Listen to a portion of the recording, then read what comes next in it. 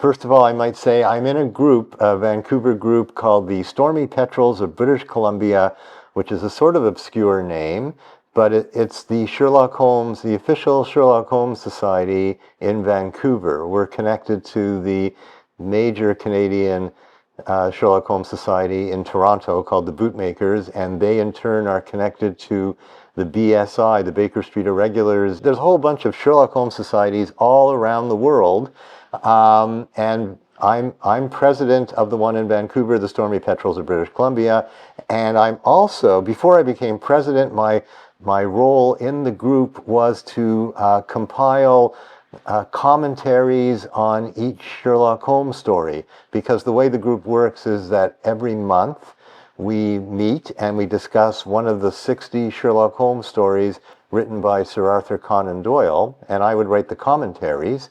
And that role was assigned the title. Some people in the group have titles that come from the Sherlock Holmes stories. So there is a Sherlock Holmes story called The Priory School, in which there is a Priory School master. And so because I'm the person leading the discussions like a teacher, so I get to be called the Priory School master. And that's what the nameplate is, and that's what the Stormy Petrels of British Columbia is. Well, that came out of all this work that I do as the Priory Schoolmaster. So every month I would write a page or two of commentary, thoughts, questions. The other members say, Sheldon, you have all these questions. What are the answers? But anyway, I say, well, what's going on in this story? And I wrote these up. And so month by month I would accumulate. And about 2/3 of the way through, people said, my girlfriend among others said, you should publish these. And at first I said, but people kept saying, so I got them published, and they're collected in a book called Sherlockian Musings. My commentaries every month would always be called Musings, Sheldon's Musings about the latest story. And so now they're collected as a book called Sherlockian Musings, Thoughts on the Sherlock Holmes Stories.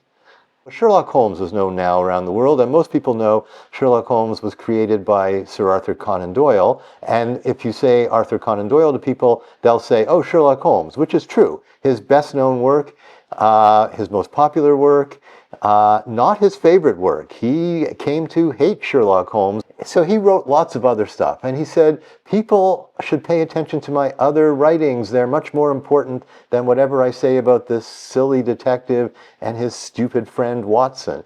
And there's film of Conan Doyle saying this. He talks about Sherlock Holmes as being, there's this monstrous growth of the Sherlock Holmes industry. He doesn't quite say industry, but that's what it is. But it takes away from my other writings, like my historical novels, like The White Company. Have you read The White Company? No, I've read The White Company. It's not bad, but it's not Sherlock Holmes. And Sir Nigel, and do I have them here? They're maybe in the next room. Sir Nigel, Micah Clarke, things like that. And he wrote tons of other stories. I think you might be able to see a book called Short Stories of Conan Doyle. And that's 6 volumes in one of short stories by Conan Doyle, other than, not the Sherlock Holmes stories. He wrote ghost stories. He wrote the ancestor of Jurassic Park, called The Lost World, where an expedition goes off to the plateaus of Brazil and finds dinosaurs that have survived.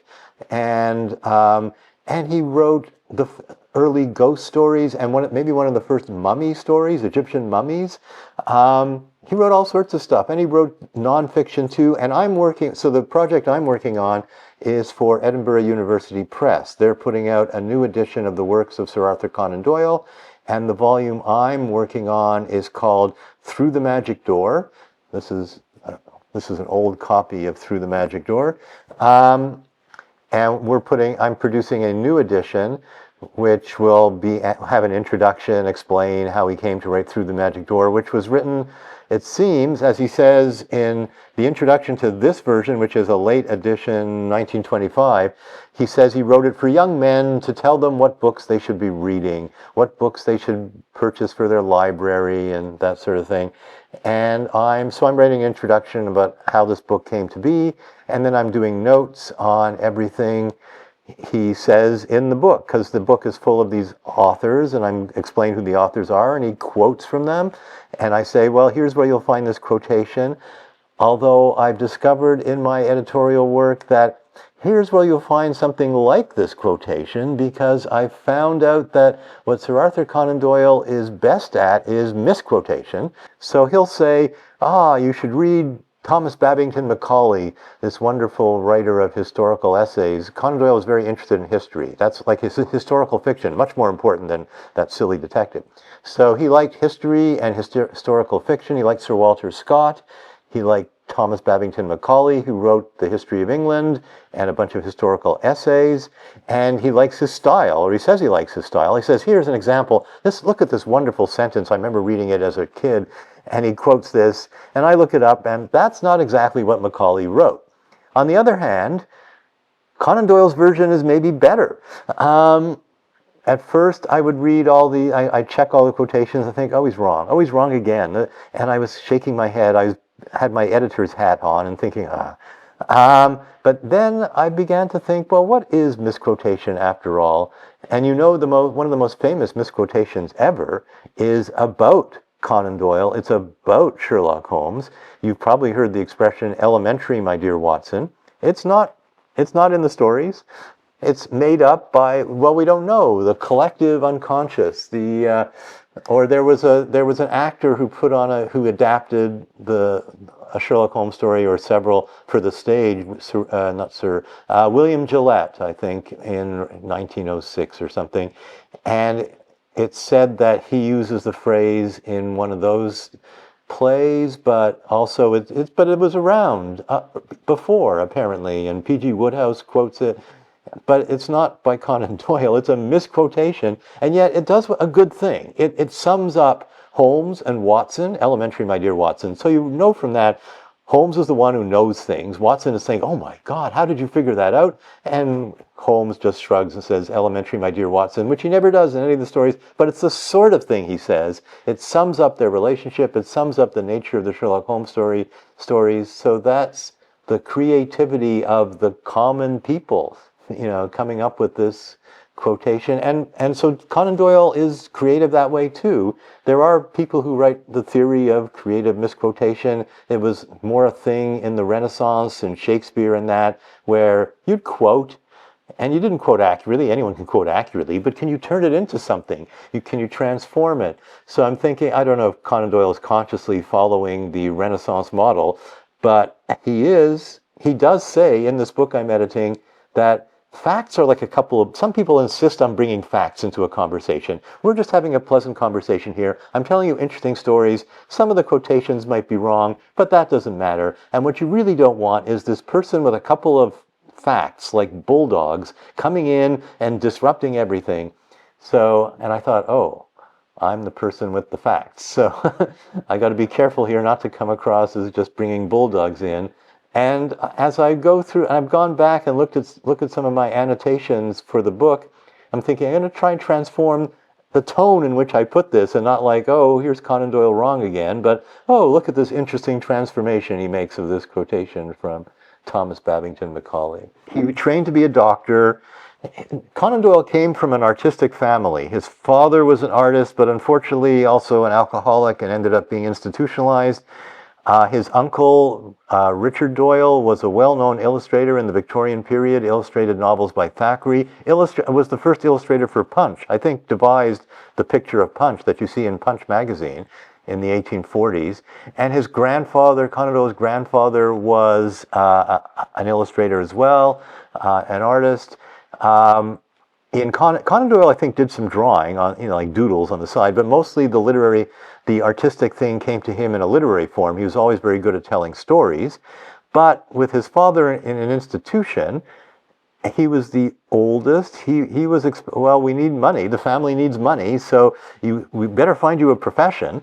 And so he trained as a doctor, he went to medical school in Edinburgh, and which is important for Sherlock Holmes. I can mention that later, because one of his professors became sort of a model for Sherlock Holmes.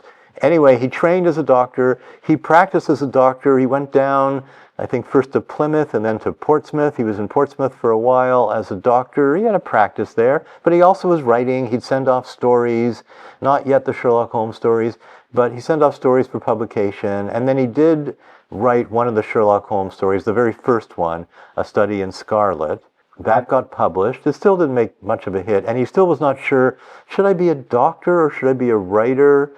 And he went and got training as a specialist, as an eye doctor, and thought he would move to London, and maybe he could become a top-notch eye doctor in London and make money that way. But unfortunately, once he moved to London, he couldn't develop a practice. So he said, I opened my medical practice in London, and I had two rooms, a waiting room and a consulting room. But really, it was two waiting rooms, because I would just wait in the consulting room and no one ever showed up. So Sherlock Holmes is a worldwide institution, industry, whatever you want to call it, and it is astonishing. It was beginning to happen in Conan Doyle's lifetime, and he was astonished and not pleased, this monstrous growth, he said. To explain it, though, people try to, why? I don't know. Is it because the Holmes-Watson relationship is so gripping? That's a very interesting relationship. Holmes, the expert, and Watson, the acolyte, the idolizing Holmes, and Holmes keeps putting him down and telling Watson, no, Watson, you've got it wrong again, Watson. And the funny thing is, Watson is telling these stories. He tells all these stories in which he comes off badly, or you might think, no, actually Holmes is coming off badly for putting him down all the time. Why is he so mean to Watson? When I joined the Stormy Petrels, I was interested to hear some of the members saying, oh, Holmes is so mean to Watson again in this story. I thought, okay, it's a story. Now, some people don't think they're stories, by the way. There's a whole trend in Sherlockian fandom, people who are Sherlockians who say, oh, these actually happen. Holmes and Watson, these are real cases that Watson is writing up. And Conan Doyle, he was just the literary agent. So this is what's called the game.